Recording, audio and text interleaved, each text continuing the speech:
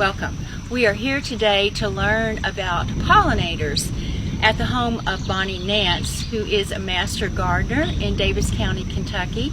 I'm Rebecca Eggers, and I'm also a master gardener, but after looking at Bonnie's garden, I'm not so sure I'm a master gardener, but we all try.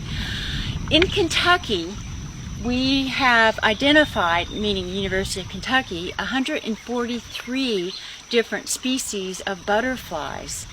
Here in Bonnie's garden, she had identified at least 27 different butterflies in 2018. This morning, as we walk through, we'll see a few more, but before we begin to visit the flowers, etc., let's talk a little bit about butterflies.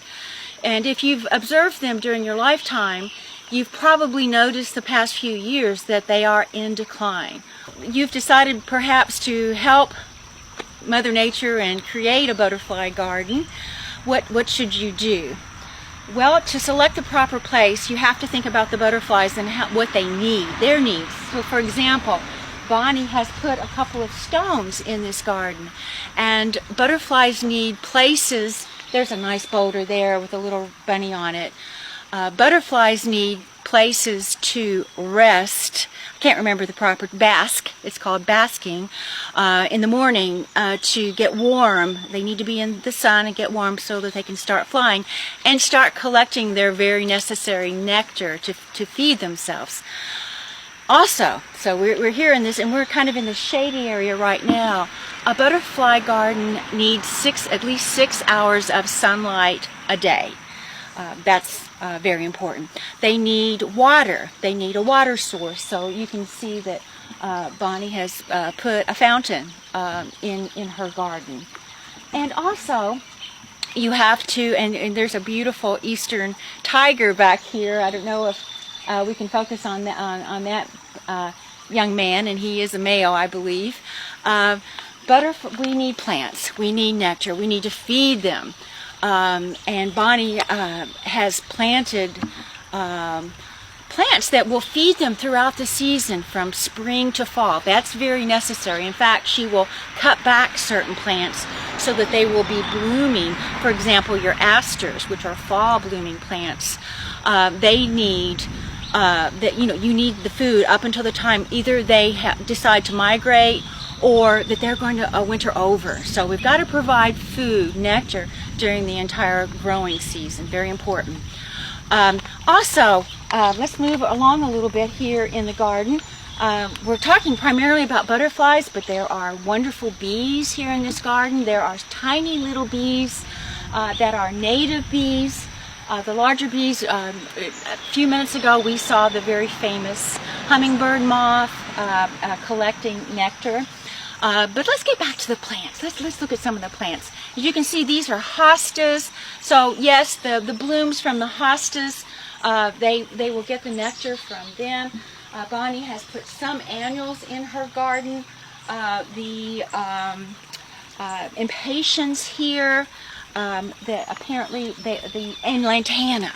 Bonnie has stressed that lantana is a favorite of butterflies, and that's an annual.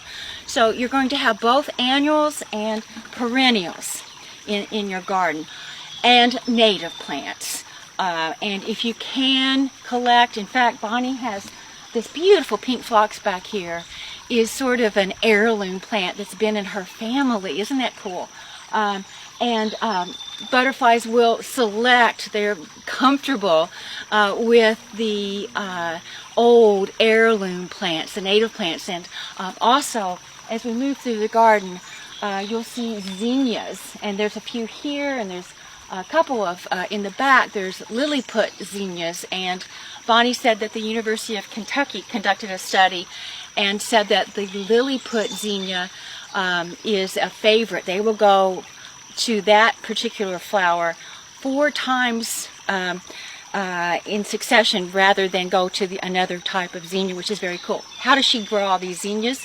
From seeds. She plants them in the garden after the first frost, and well, voila. And we'll see that as we move through some of the beautiful plants. Look at all the beautiful daylilies. I always thought butterflies didn't like daylilies, but they can't really use the doubles. They can't get their proboscis into the double daylily, and Bonnie's got some beautiful ones. But they can, some of these, like that beautiful spider. And look at this beauty right here, that eastern tiger. That's just putting on a show for us right now. And also that gorgeous spider daylily. And there's that beautiful pink phlox back here, kind of pinky. It's called Glamour Girl, and it's a showstopper, just gorgeous. She's got some verbena in here, and of course this is our native Asclepias, and sometimes I think it's commonly called a butterfly weed or something like that. You can see it right now on the roadsides of Kentucky. I almost went off the road recently driving somewhere because there was a huge stand of it along a major road in Kentucky. The large, there are bees here on the Leotris, beautiful, tall, beautiful plants. And if we move around a little bit, and that swallowtail is here still putting on a tail for us. And here is that beautiful stand of an old-fashioned heirloom type of phlox. And let's see, you keep moving a bit. You can go out into anybody's pasture and get this guy. This is milkweed. And I think Bonnie told me she had some caterpillars on this, but with the rain, and again, when you're thinking about making your butterfly garden, you kind of have to be worried, what can you do about the weather? But some of the caterpillars were washed off. They had been, I think I saw someplace where they had been eating. But of course, milkweed is the plant that you associate with monarchs. She's got echinacea or coneflowers spread throughout. And we earlier this morning we saw some butterflies feeding with their pollen pouches full on the echinacea. So let's. She's got spider wort here. Not her favorite, but apparently the butterflies like that a little bit. And more phlox, beautiful daylilies, and she's kept her asters short. And again, that's the autumn plant flower, the beautiful blue that blooms in the fall. We've got a buddleia. Everybody is kind of, if you're interested in butterflies at all, the buddleia is the butterfly bush, it's called, and there are certain species that like that. And interestingly, Bonnie shared with me, butterflies don't like blue and green so much. And as you can see, she's got big swaths of color in here.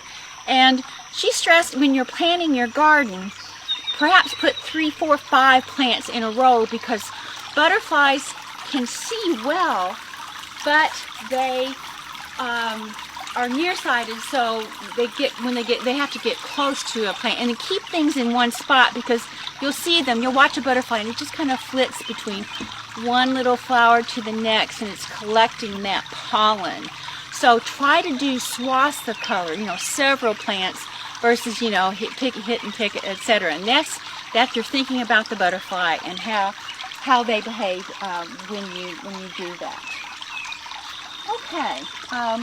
Again, she has hyssop, which is an herb. Look at this. This is an herb plant, and there's a bee on it right now. It's lovely. I know you can make tea. You can make tea from hyssop. It's a beautiful plant, and I never would have thought about putting it in, but it's absolutely gorgeous. And there's one plant over here, and it's got the little buttons on it, kind of, and it is called a button bush, and it's got white rounded, and you can see one if we can get a little bit closer here. There's one popping out right there, and I believe it's a native plant. And we were observing a butterfly putting his proboscis in there and eating from it. And it's just, I think it's stunning. And there's a bee on that right now. It's just, look at the architecture of it. I think it's beautiful in your garden. It's really, really quite lovely. Again, old-fashioned phlox, Glamour Girl again, and Bright Eyes, Phlox Bright Eyes. Bonnie thinks she likes daylilies and phlox, probably personally, but also she thinks the butterflies really, really like them. And you know, this is magnificent. Another buddleia.